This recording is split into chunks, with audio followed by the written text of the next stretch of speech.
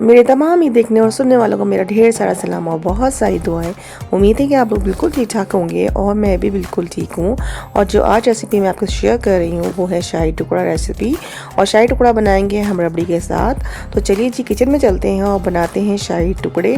और शाही टुकड़े बनाने के लिए जिन चीज़ों की मुझे ज़रूरत है उसमें जी है मिल्क, दूध मैंने लिया तकरीबन 1 किलो और 7 से 8 स्लाइसेस हैं डबल रोटी के।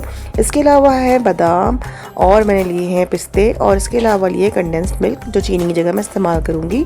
आप चीनी भी इस्तेमाल कर सकते हैं जी। तो अब आपको क्या करना है, हमें लेना है सबसे पहले स्लाइस और हम स्लाइस को करेंगे कट, साइड्स उसके निकाल लेंगे।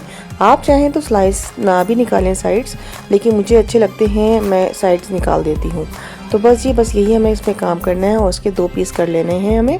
वैसे तो आप किसी तरीके से बना सकते हैं, जो है शेप दे सकते हैं, लेकिन क्योंकि तरीका यही है शाही टुकड़ों का कि ये तिकोन की शक्ल में होते हैं और यही अच्छे लगते हैं और यही स्टाइल है इनका ट्रेडिशनल। तो हमने इसी स्टाइल से बनाने हैं शाही टुकड़ों को। तो बस जी साइड से हम जल्दी से निकाल देते हैं और इसके कर लेते हैं 2-2 पीस। और चलिए जनाब, इसके बाद हमने क्या करना है, इसको करना है डीप फ्राई। तो बस जल्दी से मैंने इसको काट लिए, साइड अलग कर लिए। आप इसको इसी तरीके से साइड अलग करते जाइए और जो है आपने ये तैयार कर लिए। अब हमने लिया है पैन और पैन के अंदर डाल दिया ऑयल को। आप इसमें असली घी या देसी घी भी इस्तेमाल कर सकते हैं, उससे भी बहुत मज़े का टेस्ट आता है शाही टुकड़ों में, लेकिन मैंने नॉर्मल ऑयल इस्तेमाल किया है। तो बस इसको डीप फ्राई करना है। इसको हमने जल्दी से तेज़ आंच पे बनाना है, क्योंकि अगर आप हल्की आंच रखेंगे तो ये ज़्यादा घी पीते हैं, तो ज़्यादा घी पी लेंगे।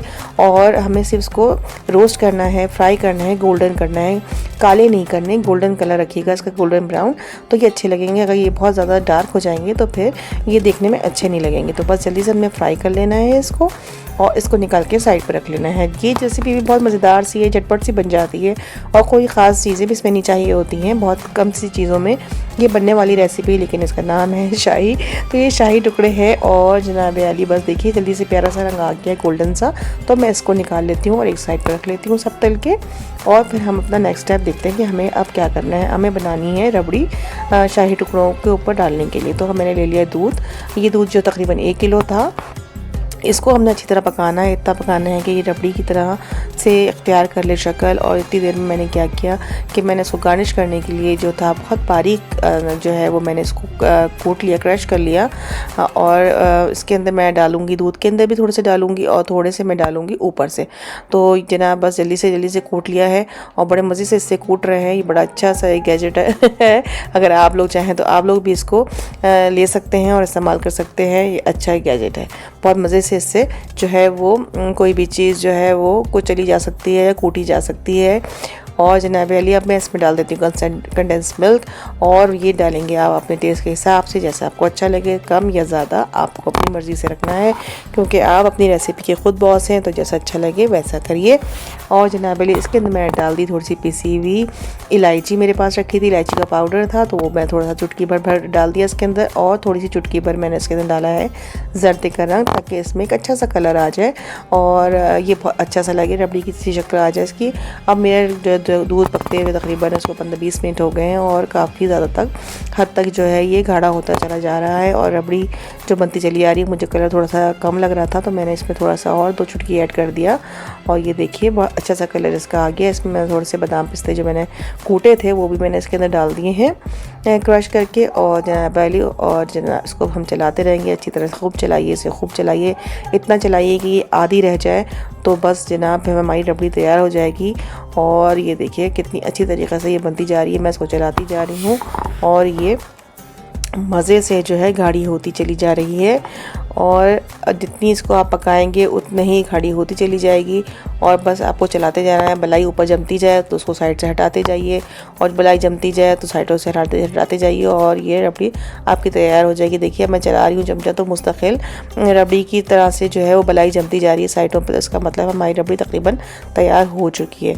तो अब इस कंडीशन में मैंने क्या करना है कि मैं ये सारा जो रबड़ी है ये मैं एक प्याले में निकाल लूँगी और थोड़ी सी जो है इस पैन में छोड़ दूँगी, और वो मैं क्यों छोड़ूँगी वो आप देखिए कि वो मैंने ऐसा क्यों किया।